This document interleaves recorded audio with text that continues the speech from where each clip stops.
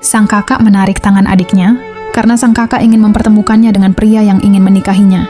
Tetapi sang adik menolak, sebaiknya kakak dulu yang menikah bukan aku. Sang kakak marah, kau jangan membantah, sekarang kau harus ikut denganku. Mau tidak mau sang adik pun menurut. Dari kejauhan seorang pria melihat mereka berdua. Pria ini lalu menyapa, hai kak, kalian mau kemana? Aku dan adikku tidak sengaja lewat di sini, ucap sang kakak. Kalau begitu masuklah ke vilaku, ujar pria ini. Baiklah, jawabnya. Ketika sang kakak ingin pergi, sang adik menahan tangannya dan berkata, aku tidak mau menikah dengannya. Sudahlah kau diam saja, ucap kakak. Lalu pria ini mengatakan, berapa uang yang harus aku keluarkan untuk menikahi adikmu? Maaf adikku pemalu, kau tidak perlu memberi uang pernikahan, tapi kau harus memenuhi semua kebutuhan adikku. Di tengah percakapan mereka, sang adik melihat pacarnya yang hendak pergi. Ia lalu berkata kepada sang kakak, kakak pokoknya aku tidak mau menikah, sambil berlari mengejar kekasihnya. Selang tunggu, pria itu berhenti dan berkata, bukankah kau akan menikah?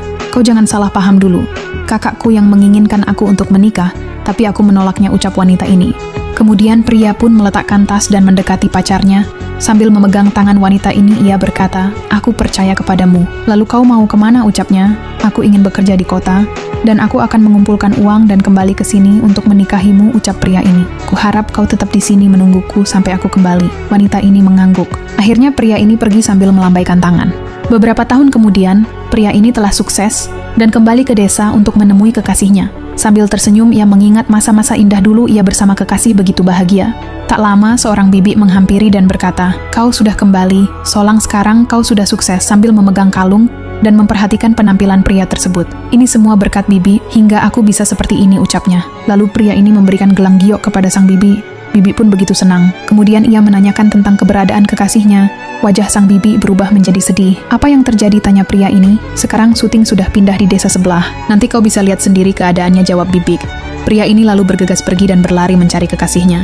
Setelah sampai di desa itu, ia melihat seorang wanita yang sedang duduk. Ia menepuk bahu wanita tersebut hendak bertanya. Ternyata wanita itu adalah syuting kekasihnya. Ia begitu senang. Ia lalu memegang tangan sang kekasih.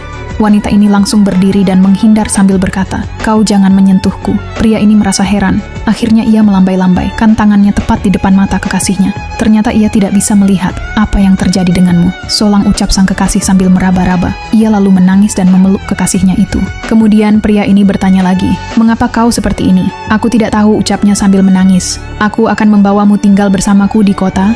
Kita menikah, dan aku akan mencarikan dokter yang bisa menyembuhkan matamu. Wanita ini menolak karena ia merasa ia tidak pantas lagi untuknya. Bertahun-tahun aku bekerja di kota dan sekarang aku sudah punya segalanya. Aku kembali untuk menikah denganmu. Aku berjanji akan membahagiakanmu dan mencarikan dokter terbaik untukmu. Mereka berdua akhirnya berpelukan dengan kesedihan dan kebahagiaan.